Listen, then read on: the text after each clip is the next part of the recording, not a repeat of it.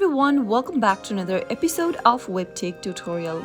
In today's video, I'm going to show you how to log out of your Hive application. If you're logged into your Hive application on your mobile device and you'd like to find a way to log out of it, then keep watching the video till the end. Don't forget to subscribe to our channel by hitting that subscribe button.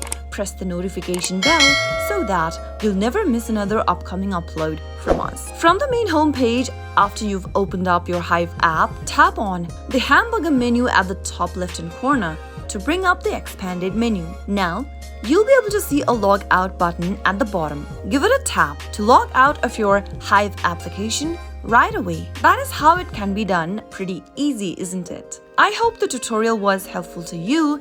If it was, go ahead and give us a thumbs up. I'll soon be back with more videos like this. Thank you for watching.